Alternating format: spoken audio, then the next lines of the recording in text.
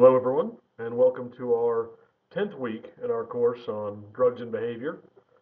So last week we looked at alcohol, which is obviously a very common drug, very commonly abused. Uh, this week we'll look at tobacco. And tobacco is obviously another common drug. It's a natural product, so it has a long history. And it also carries with it a high risk of dependence and a lot of negative consequences, just like alcohol does. Tobaccos tend to be more in the long term, but we'll get to that when we talk about the effects of tobacco. So, to begin, we're going to look at tobacco this week, and of course, because it's a natural product, it has this long history that we'll go over. We'll also talk about the consequences of use. So, both the short-term effects on the body and the brain, and the long-term. And of course, many of us are familiar with the long-term consequences of tobacco use, at least some of them. Turns out there are a large number of them. We'll go over them. And we'll also go over nicotine dependence, nicotine being the primary ingredient, the psychoactive ingredient in tobacco. So, why is tobacco addictive? What are the consequences of dependence? And what are the options for treatment? So, in this session in particular, we'll work more on the historical end, as well as what the different forms of tobacco are. There are different ways of using tobacco, and they've varied throughout history as to which one's more popular. But it does determine how nicotine is absorbed into the body, and it does determine some of the long-term health consequences in terms of what form of tobacco you're using. Different forms have different consequences for long-term health. So we'll also talk about the brain. How does nicotine affect the brain, and why? Okay, before we get on to our discussion of tobacco, a little bit of housekeeping. So there was an announcement that went out this last week about paper number 2. So that's going to be due in a few weeks. Obviously, we just had the midterm, so you have some time. But keep that in mind. We have a few weeks until paper number 2 is due. It will be similar to paper number 1. You're going to have to do research. You have to do a little bit more research, a couple more sources, so check the requirements on that. Instead of focusing on a particular drug, this is going to be what I call an argument paper. So you'll be focusing on a controversial issue instead of a particular drug. So you'll be making an argument, you'll be taking a position, and defending that position with evidence. So you'll talk about the history of the issue, what evidence supports your stance on the issue, and you'll also need to talk about the opposing stance. What's the other side of that issue? So you'll need to talk about it and explain what the evidence is for that side, but also explain why that side is perhaps not as convincing or why that's not the side that you've taken. So for all of these controversial issues, there are arguments for either one, but you need to make it clear why you've chosen the side that you've chosen. A word about your research. So people were, in general, pretty good about doing research on paper number 1. One word of caution is to be careful with your citations. And what I mean by that is not so much the format, although following APA format in the bibliography is important, but remember what the difference is between a paraphrase and a direct quote. So a direct quote, you're using the author's words, and if you're using the author's words, that is the author of the source that you're citing, you need to put that in quotation marks. You need to indicate that those are the author's words and not yours. And then, of course, put the citation at the end or refer to the source itself, saying, Smith et al. Say that, and then the direct quote. For a paraphrase, you still need to cite the work at the end of the sentence. But a paraphrase is your words. You're summarizing the contents of the article with your words. And so you still need to cite where that came from, but you don't need direct quotes. You don't need quotation marks because it's not a direct quote. It's a paraphrase. And don't do what we call mosaic quoting, which is where you change every fourth word so that it's not quite the same quote. Don't do that. That's sort of neither here nor there. That's just a practice to avoid in general. So don't do that.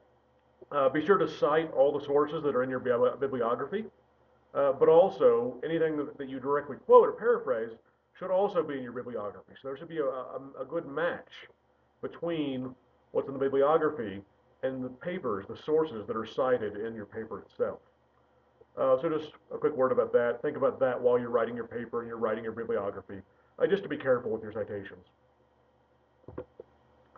Okay, that is it for the announcement on paper number 2. We'll keep the same discussion groups for this week on tobacco. I will rotate them for next time, so we'll change the groups again. Okay, so moving on to tobacco. Tobacco is a plant. It's a natural product. And the species that's most commonly used is Nicotiana tabacum. So that is a large leaf plant. There's also Nicotiana rustica, and that distinction has some historical importance. We'll mention it briefly. But those are the plants that are referred to as tobacco, that are smoked or used for their nicotine content. So they're native to the New World, the Americas. Tobacco is actually native to Central and South America, rustica to North America, and so the original European colonists grew the varieties that were native to those areas, but tobacco is in most ways a better product in terms of nicotine content, ease of cultivation, things like this. But it's native to the New World, so Native Americans had extensive experience with tobacco plant, and Europeans didn't. It was new to Europeans when they first started arriving in the late 15th century.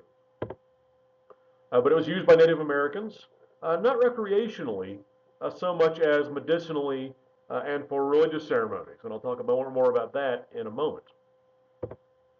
But of course, Europeans did eventually start arriving to the New World, to the Americas, and they discovered fairly quickly that tobacco was a potential economic product. There were many in the New World, and agricultural products were, of course, emphasized by European colonies of all the nations that were colonized in the Americas. But of course, this tobacco is one of the linchpins that set up the economic environment of the colonial era. Rum, sugarcane, and rum, which is derived from it, in addition to cotton, these were all important in the New World.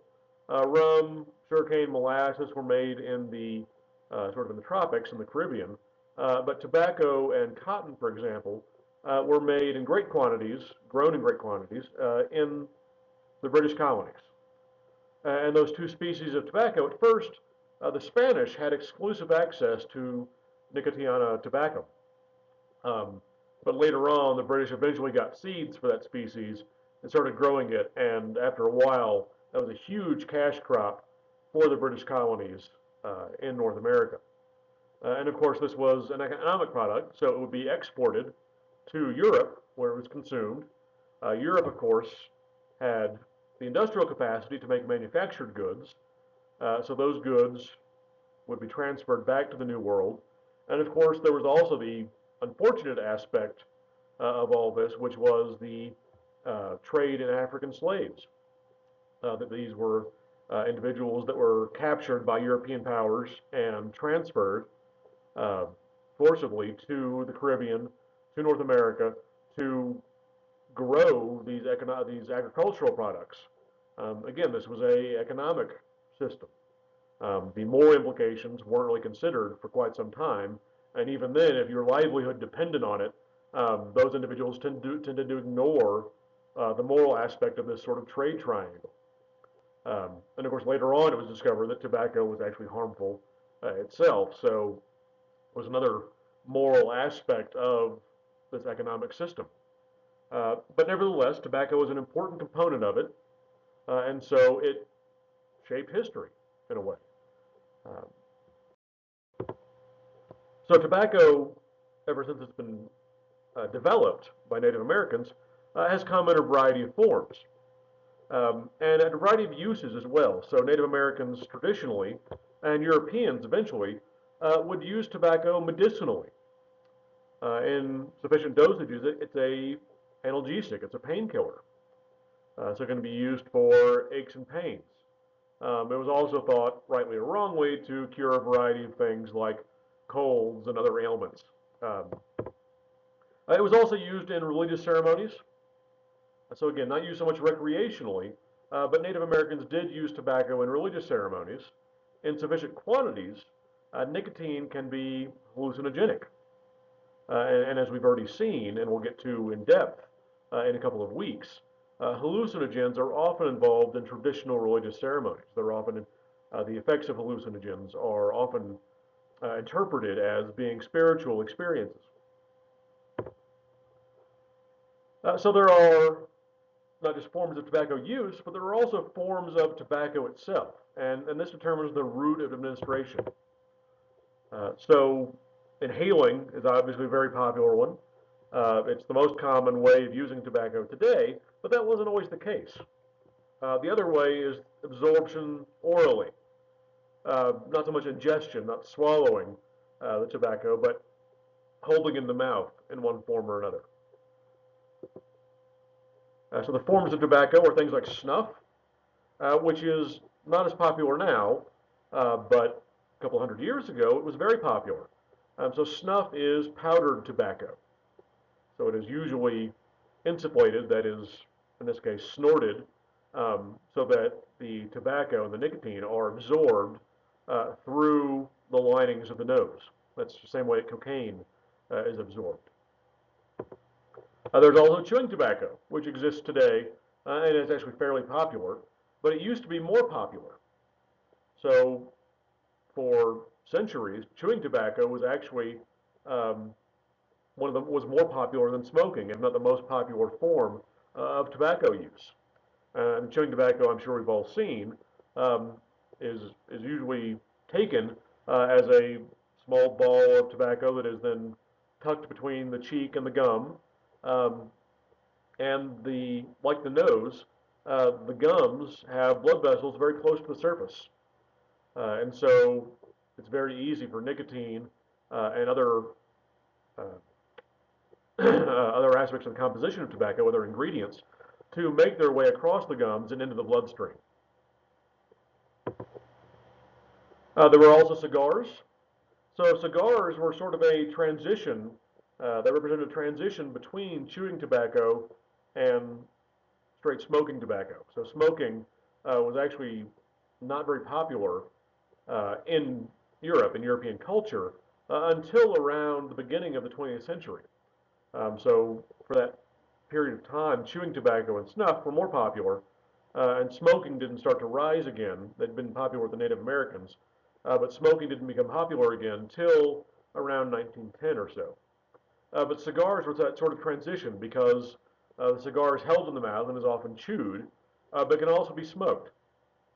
And so the nicotine, the tobacco, is used both ways in that sense. And then, of course, finally, cigarettes became very popular, and today are the most popular form of tobacco use. So cigarettes are smoked. They're not tobacco leaves like cigars are. They're not chewed because they're usually encased in paper and now often have a filter. Um, so cigarettes are purely a smoking form of tobacco.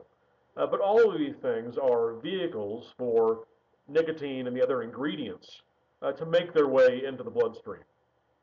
And we've already talked about how substances are inhaled or ingested and how that affects um, the time course of drug activity. And we'll get into that again in a bit here. Okay, so those are the forms of tobacco. But the question is, how does tobacco get into the body, and how does nicotine have its effects once it's in the bloodstream? So we've already mentioned this, and most of us already know, that the primary psychoactive substance in tobacco is nicotine, which is this molecule shown here on the right. Uh, and it's named after Jean Nicot, who was a Frenchman. As you can see, the genus for tobacco, Nicotiana, is also named after him. These are all derived from his name. And nicotine is a direct acetylcholine agonist. So let's unpack that a little bit. We've used all these terms before, especially in our unit on the brain. But what does this mean?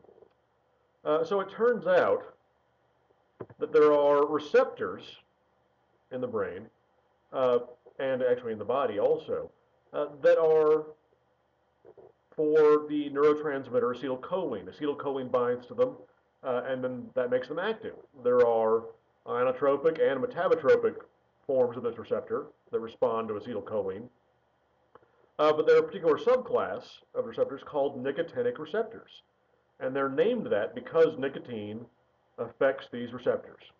So these are ionotropic receptors, which remember are those receptors that let ions directly into the neuron. So they're very fast acting. So what does this direct acetylcholine agonist mean? Well, it means it's working on the receptors that use acetylcholine. In fact, it's working the acetylcholine system. It is an agonist, which means it enhances or mimics acetylcholine, as opposed to an antagonist, which shuts that neurotransmitter system down. So nicotine is an agonist. It increases the effectiveness, mimics acetylcholine, and it is direct, which means it binds directly to receptors, as opposed to affecting something like a reuptake, like cocaine does for norepinephrine, dopamine, serotonin. Um, so cocaine is indirect, but nicotine is direct. It acts directly on the receptor and enhances the activity of acetylcholine. And what does acetylcholine do? Well, it has a couple of effects that are well known. First, it is the neurotransmitter that moves signal from your nerves into your muscles. So in order to move, your nerves transmit a signal to your muscles to contract, and acetylcholine is the transmitter that's used in that system. So acetylcholine is used for muscle contraction, but it's also used in the brain, particularly for memory. So there are a lot of acetylcholine neurons in areas like the hippocampus that are most involved in memory. And so the importance of that we'll get back to. But those are a couple of the effects of acetylcholine. There are others. Nicotine also has an indirect effect on the dopamine system. So it takes a couple of steps, but dopamine is released in greater quantities when nicotine is present. We're not going to go into the details, and in fact, they weren't clear until somewhat recently.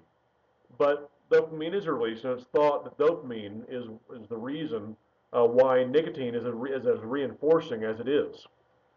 Again, we don't want to make the simplification of dopamine equals a reward, but dopamine is involved in reward processing. It's involved in learning. Those two processes are linked.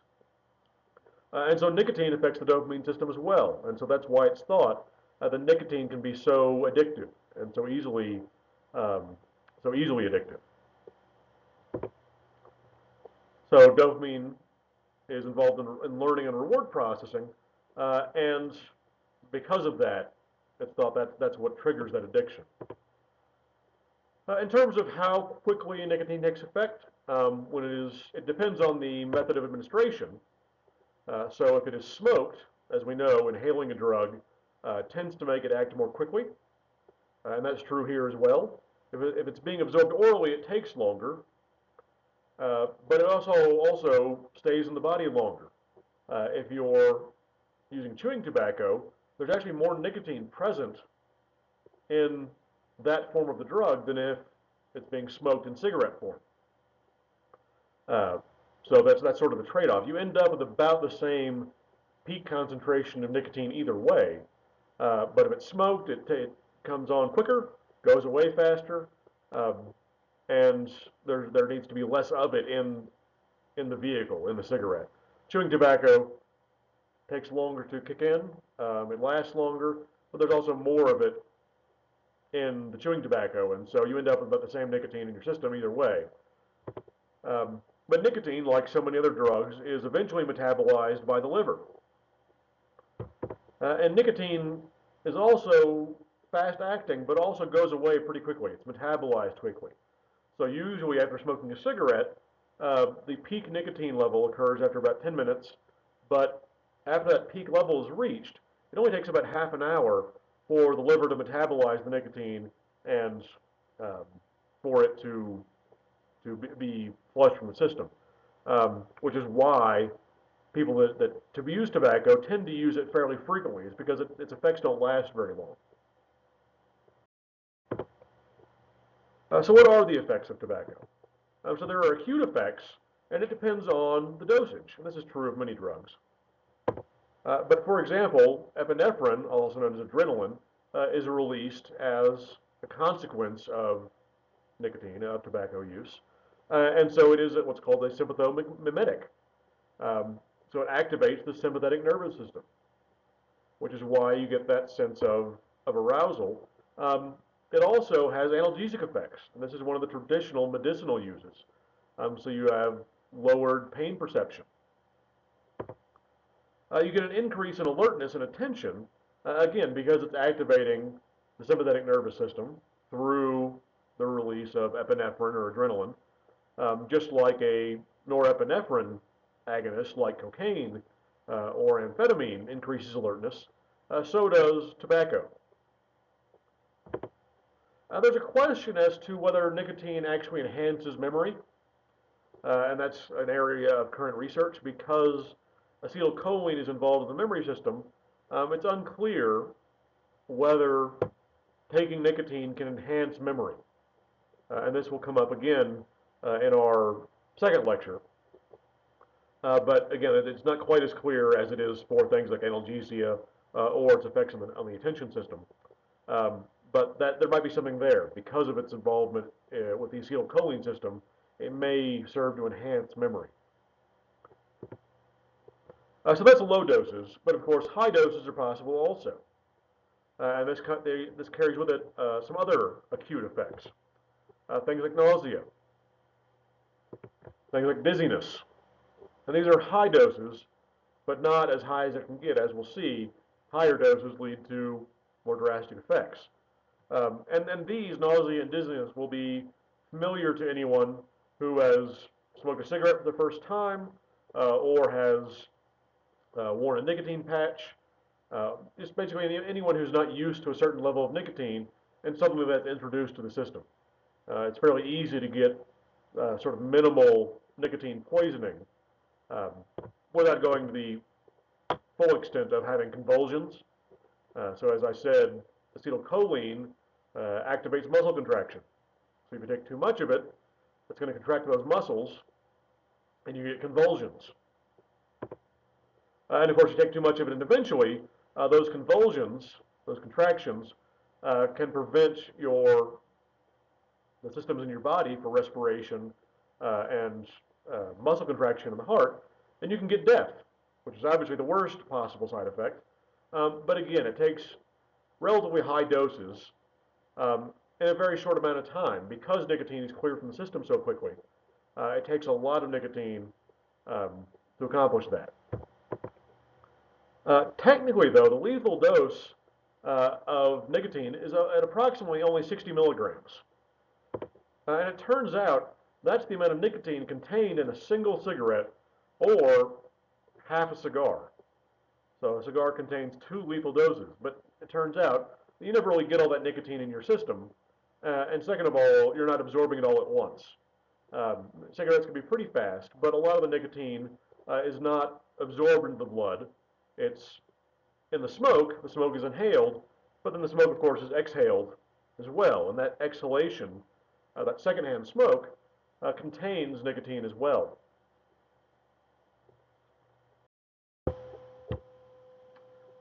Okay, and I'm sure we've all seen on smoking ads, or anti-smoking ads, that tobacco contains far more than just nicotine. And some of the things it contains are shown here in this picture on the right. But a lot of them are unpleasant. So for example, cigarettes contain tar, which is just a way of saying sort of a mixture of various hydrocarbons. Again, some of them are unpleasant, but tar is not a specific substance in and of itself. One thing that cigarette smoke contains is carbon monoxide. So often when organic compounds combust, when they're burned, they produce carbon dioxide, which of course we all exhale normally. And it's a substance we're all familiar with, carbon and 2 oxygen atoms. But there's also carbon monoxide, which is most famous for being in car exhaust, but it's the same substance, the same chemical. It's one carbon, one oxygen, and it has different properties than carbon dioxide does. Uh, for example, it has effects on hemoglobin, which is the molecule in your blood that carries oxygen. Carbon monoxide binds far more easily to hemoglobin than oxygen does. And so that's why it's a problem to be breathing car exhaust, is because carbon monoxide is displacing oxygen in your blood, and so you'll be short on oxygen. You'll have what's called hypoxia. And so it binds to hemoglobin more easily and also more strongly. It takes a while to clear carbon monoxide from your blood once it's been absorbed. And it's thought this is one of the main contributors to that shortness of breath that smokers often experience. Is they have carbon monoxide bound to their hemoglobin molecules, and they can't get enough oxygen. So there's not that much carbon monoxide in cigarette smoke, but because it binds so easily to hemoglobin, it doesn't take much to displace a lot of the oxygen in your bloodstream. There's also an element called polonium-210, which is a radioactive isotope of polonium. So radioactive compounds, generally something we should avoid ingesting. They can have carcinogenic effects. So radioactive substances, in this case the radioactivity is in the form of alpha radiation, which is not important for our purposes, but it's a form of radioactivity that doesn't usually affect us that much because it doesn't get past our skin. But once we ingest it, and once it gets into our lungs, then we can be in real trouble. There are also what are called nitrosamines, and these are carcinogens. And these are particularly an issue with chewing tobacco because they're right up there against the gum tissue, and it can lead to hardening of the gums and gum disease. There's also just good old-fashioned cyanide, which we all know is a poisonous substance, and it's poisonous because it interferes with the cellular machinery that produce ATP, which is the energy molecule. That's sort of our body's energy currency. So cyanide interferes with that process, and so it's not just oxygen absorption, it's also cellular respiration that's being interfered with. So there's a lot of pretty nasty chemicals in cigarette smoke, and that's an issue that we'll get to again when we talk about e-cigarettes, because e-cigarettes ideally are just nicotine delivery systems. So there's a controversy about whether that should be sort of a way of stepping down from cigarette smoking. So those are the acute effects, and those are the contents of tobacco smoke. And of course, a lot of those contents, it's not just nicotine, but tobacco smoking and tobacco use, not just smoking, but also oral absorption, is the cause of around 500,000 deaths every year. So a lot of this is from things like emphysema and lung cancer. And it was thought by a variety of people for centuries that tobacco might not be good for you, but we didn't really have any hard scientific evidence until the 1930s and 1940s, and that's when the connection between lung cancer and smoking really started to get established. That we had actual scientific evidence that it was bad for the lungs, as opposed to just suspicion for centuries. For centuries, of course, it was also thought that nicotine was medicinal. Some even hailed it as a wonder drug. So when scientific research got started on nicotine in the 30s and 40s, then we started to have an idea of how bad tobacco smoke could be for your respiratory system. And of course, smokeless tobacco, which is primarily chewing tobacco, carries with it some different problems, but problems nonetheless. And these are forms of cancer like oral cancer, throat cancer, esophageal cancer. And so obviously, your cancer risk for your whole body goes up, but the particular systems that are most affected are those systems that come into contact with tobacco, depending on your method of usage. For chewing tobacco, you also get things like gum and tooth disease. As we'll see, tobacco affects the cardiovascular system, and part of that effect is that those surface tissues really suffer because you lose those blood vessels near the surface of the skin, or in this case, the mouth.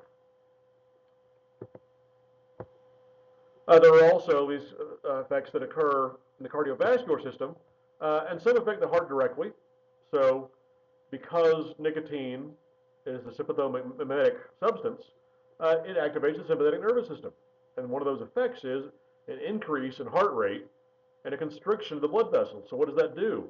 Well, it really raises the blood pressure.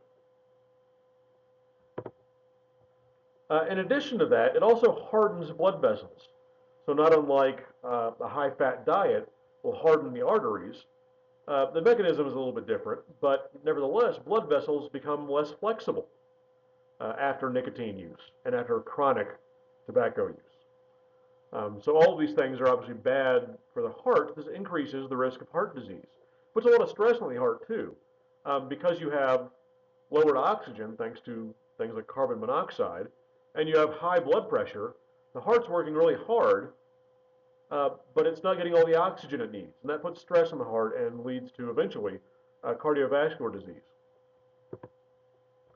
So sort of less importantly, but noticeably, is it thins the skin, and that's why you see more wrinkled skin in tobacco users, because those blood vessels aren't nourishing the skin the way they should be. You have that skin becomes thinner. Can't support a thick skin on a weakened cardiovascular system, so you get more prominent wrinkles and thinner skin. And of course, it's not just the tobacco user themselves that is affected. There are things like secondhand smoke, which has been shown to increase cancer risk in anyone that's near the smoker. And of course, this has to be a chronic presence, not just walking by someone on the street who's smoking. But if you're in a household of a smoker, your cancer risk is increased. Not as much as the smokers, but still, it's been proven that the secondhand smoke has a negative effect on health. There's also what's called side stream smoke, which is distinguished from secondhand smoke. Secondhand smoke is smoke that's exhaled by a smoker. So they've already inhaled the smoke and absorbed the nicotine, or some of it, and a lot of the carcinogens. But there's still some present in that secondhand smoke.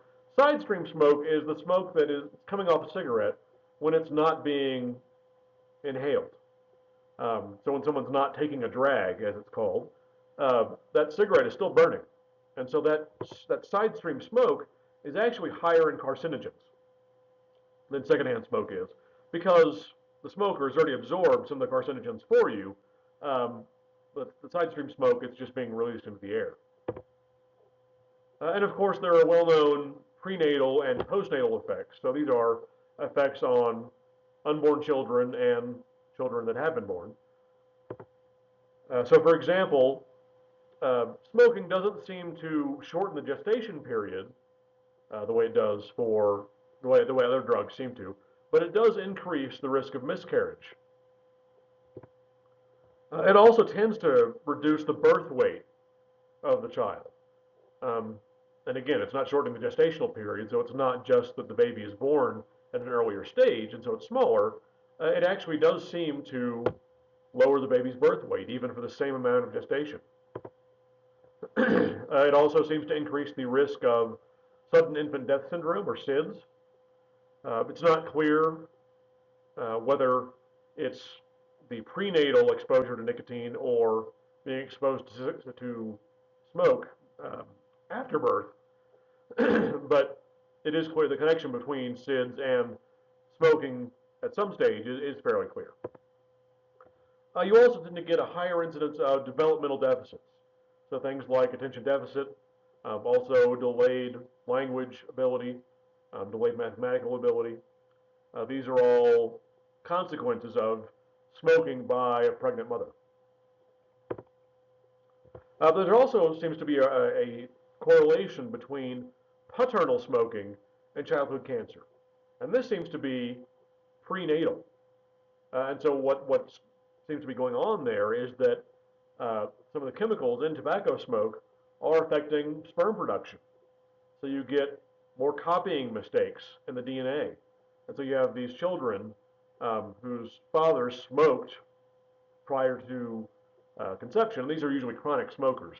And that leads to a higher incidence of childhood cancer. And so it's thought that tobacco smoke has degraded the quality of the DNA in those sperm. So it's not just a maternal effect. You have both parents smoking can contribute to the health of the child. Also, there's an increased chance of dependence, especially for adolescent smokers who were exposed to tobacco prenatally. So if the mom smokes, that child is more likely to become dependent on tobacco.